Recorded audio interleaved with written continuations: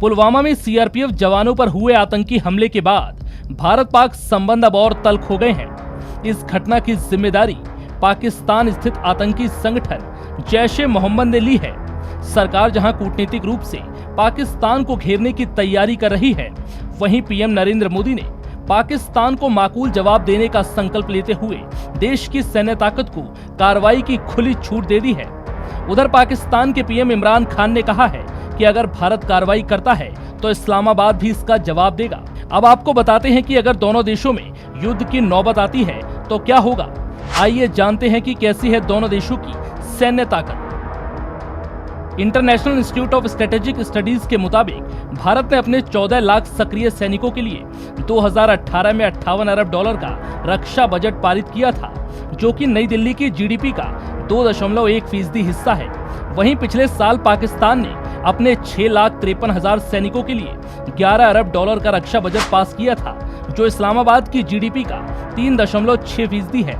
इससे 2018 में 10 लाख डॉलर की सैन्य मदद भी मिली थी। Stockholm International Peace Research Institute के मुताबिक 1993 से 2006 के बीच पाकिस्तान ने सेना पर अपनी बजट का 20% से ज्यादा हिस्सा खर्च किया। इसके मुताबिक 2017 में सरकारी खर्च में 16.7% हिस्सा मिलिट्री पर खर्च किया गया था। वहीं भारत ने उसी अवधि में अपने खर्च का 12% हिस्सा डिफेंस पर खर्च किया था, जबकि 2017 में ये 9.1% था। वॉशिंगटन स्थित centre for strategic and international studies के मुताबिक दोनों देशों के पास बैलिस्टिक मिसाइल है जो परमाणु हथियार ले जाने में सक्षम है। भारत के पास 9 तरह की ऑपरेशनल मिसाइलें हैं, जिसमें अग्नि 3 भी शामिल है, जिसकी मारक क्षमता 3000 से 5000 किलोमीटर है।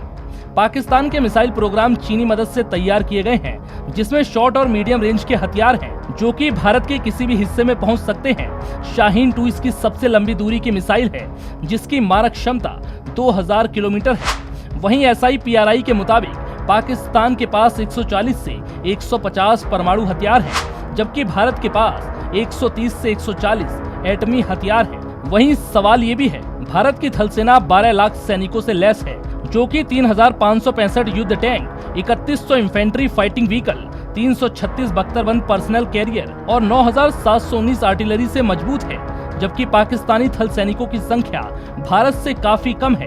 5,60,000 सैनिक क्षमता वाली थल सेना के पास 2496 टैंक, 1605 बख्तरबंद पर्सनल कैरियर, 4472 आर्टिलरी गन है, जिसमें स्वप्रेरित 375 हॉवित्जर भी शामिल है।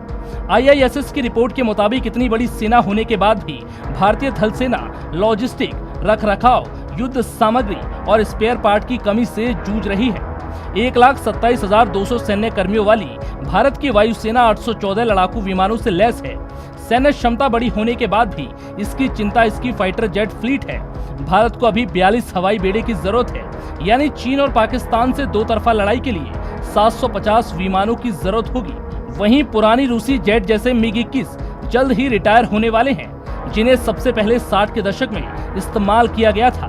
अधिकारियों के मुताबिक भारत के पास 2032 तक 22 हवाई बेड़े हो सकते हैं। पाकिस्तान की बात करें तो इसके पास 425 लड़ाकू विमान हैं, जिसमें चीन का F-7PG और अमेरिका का F-16 फाइटिंग फॉल्कन जेट शामिल है। इनके पास 7 एयरबॉर्न, अर्ली वार्निंग और कंट्रोल एयरक्राफ्ट भी हैं, जबकि भारत के पास सिर्फ 4 हैं। भारत के पास 1 एयरक्राफ्ट कैरियर, 16 पनडुब्बी, 15 विध्वंसक, 13 युद्धपोत, 106 पेट्रोल और कोस्टल कॉम्बैक्ट पोत हैं और साथ ही युद्ध में सक्षम 75 कॉम्बैक्ट एयरक्राफ्ट शामिल हैं। भारतीय नौसेना में 67,700 सैनिक हैं, जिनमें मरीन और नेवल एविएशन स्टाफ शामिल है। पाकिस्तान की बात करें तो इसकी नौसेना अपेक्षाकृत काफी छोटी है। इसके पास 9 युद्धपोत, 8 पनडुब्बी, 17 पेट्रोल और तटीय पोत और युद्ध लड़ने में सक्षम 8 एयरक्राफ्ट हैं। फिलहाल इस जानकारी में इतना ही।